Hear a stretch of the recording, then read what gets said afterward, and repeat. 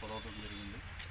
ఈ అమ్మాయి చేరంపల్లి విలేజ్ గురంకొండ మండలానికి చెందిన 22 సంవత్సరాల అమ్మాయి దాసరి గౌతమి అన్న అమ్మాయి మీద ఈ శంకరప్ గణేష్ అనే అక్యూజ్డ్ వచ్చేసి ఎర్లీ మార్నింగ్ వాళ్ళ ఇంటికి వెళ్ళి వీళ్ళిద్దరూ కూడా డిగ్రీలో పరిచయం, డిగ్రీ చదువుకునే సమయంలో ఉన్న పరిచయాన్ని బట్టి అమ్మాయిని వెంటబడి వేధించడం, అదేవిధంగా ప్రేమించమని పడటం జరిగింది. ఈ అమ్మాయి ఎప్పటికైతే ఒప్పుకోలేదు. దానికి తోడు రీసెంట్గా ఈ అమ్మాయికి ఎంగేజ్మెంట్ అయింది వాళ్ళ రిలేటివ్స్ అబ్బాయితో. సో దాన్ని జీర్ణించుకోలేకుండా ఈ అబ్బాయి ముందర రోజు evening acid bottle, bathroom cleaning చేసే యాసిడ్ ఒక బాటిల్ కొనుక్కొని ప్రీ ప్లాన్డ్గా ఆమె ఇంటికి ఎర్లీ అవర్స్లో వెళ్ళటం, ఎవరు లేని సమయంలో ఇంట్లోకి వెళ్ళి ఆ అమ్మాయితో గొడవ పడటం, సబ్సిక్వెంట్లీ ఆ అమ్మాయికి బలవంతంగా యాసిడ్ తాగించడానికి చూశాడు. కొంత యాసిడ్ లోపలికి వెళ్ళటం కూడా జరిగింది. She had injuries in her mouth also. So ఈ క్రమంలో ఈ పెనుగులాట్లో యాసిడ్ కూడా కింద పడ్డది. అట్ ది సేమ్ టైం అమ్మాయి కూడా కింద పడి ఆ మొహం మీద కూడా యాసిడ్ అనేది పడడం జరిగింది. సబ్సిక్వెంట్లీ అక్కడ ఉన్న నైఫ్తో కూడా ఇతను ఆ అమ్మాయి మీద విచక్షణారహితంగా మెడ దగ్గర కూడా ఘాట్లు అయి పెట్టడం, ఆ అమ్మాయి దాన్ని తప్పించుకునే క్రమంలో చేతికి కూడా అమ్మాయికి ఘాట్లు అయింది. ఎట్ ది సేమ్ టైం ఆ అమ్మాయి చాలా ధైర్యంగా రిటాలియేషన్ ఇవ్వడానికి ట్రై చేయడం, చేతిలో చాకు లాక్కుని ఇతని మీద కూడా సెల్ఫ్ డిఫెన్స్లో రిటాలియేట్ అవ్వడానికి ట్రై చేసినప్పుడు ఇతనికి కూడా చేతికి ఒక ఘాటు పట్టడం జరిగింది. సబ్సిక్వెంట్లీ ఇతను అక్కడ నుండి ప్రీప్లాన్డ్గా వెళ్ళాడు కాబట్టి బట్టలు అనేవి మార్చుకుని ఆ బట్టలు వేరే చోట పడేసి బెంగళూరు వెళ్ళిపోవడానికి ప్రయత్నిస్తుండగా మా టీం అనేది మధ్యాహ్నం అరౌండ్ 3-3:15 మధ్యలో ఇతన్ని పట్టుకోవడం జరిగింది.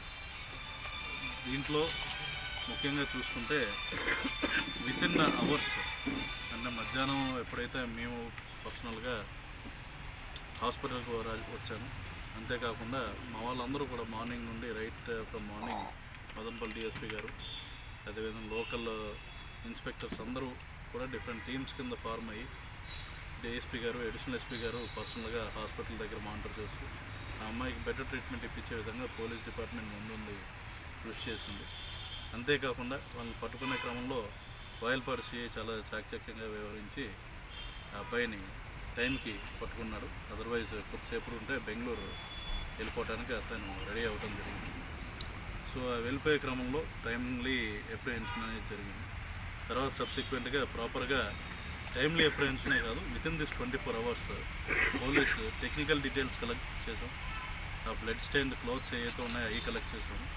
క్లూస్ టీమ్ ద్వారా సంఘటనా స్థలంలో ఉన్న క్లూస్ అవి కలెక్ట్ చేసాము. యాసిడ్ బాటిల్ ఎక్కడ కొన్నాడో కూడా ఐడెంటిఫై చేసి ఆ రిసిప్ట్స్ అవి కూడా కలెక్ట్ చేయడం జరిగింది. Overall what you want to say is ఈ కేసులో ఉండి ఇతను బయటపడే వీలైతే లేదు. ఈ రోజుకైతే we have made this case a very tight case and ఇతనికి ఖచ్చితంగా శిక్ష అనేది పడేటట్టు మేము ఎన్ష్యూర్ చేసుకుంటాం.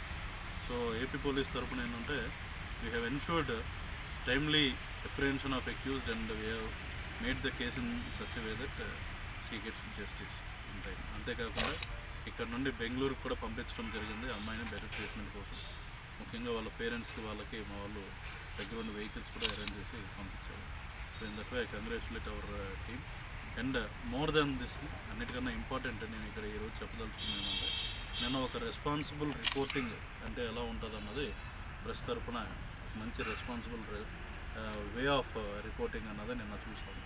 ఎస్పెషల్లీ చూసుకుంటే నిన్న ఎక్కడా కూడా జస్ట్ ఫర్ సేక్ ఆఫ్ సంచలనం అనే దానికోసం అనే కాకుండా ఒక రెస్పాన్సిబుల్గా టైమ్లీగా కన్ఫర్మ్ చేసుకుని టైం టు టైము నిజాలు తెలుసుకుని ఎప్పటికప్పుడు మాకు పోలీస్ వారికి సహకరించినందుకు ప్రెస్ మిత్రులందరికీ కూడా ఈ సందర్భంగా ధన్యవాదాలు.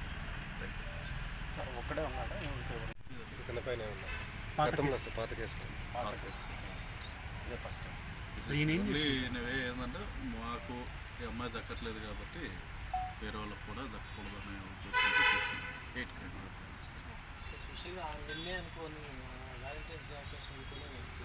Not about occasion. ఏంటంటే తెలిసింది అమ్మాయిది రీసెంట్గానే ఎంగేజ్మెంట్ అయింది కాబట్టి నాట్ దట్ ఈ picked an occasion for that it happen. యాదృచ్ఛికంగా అయినా సరే ఇట్ ఈస్ అన్ ఈవెంట్. కాలేజెస్లో రిమాండ్కి టైం అవుతుంది తొందరగా సార్ మీ డిపార్ట్మెంట్ తరఫున ఈ కాలేజెస్లో ఇప్పుడు గంజాయి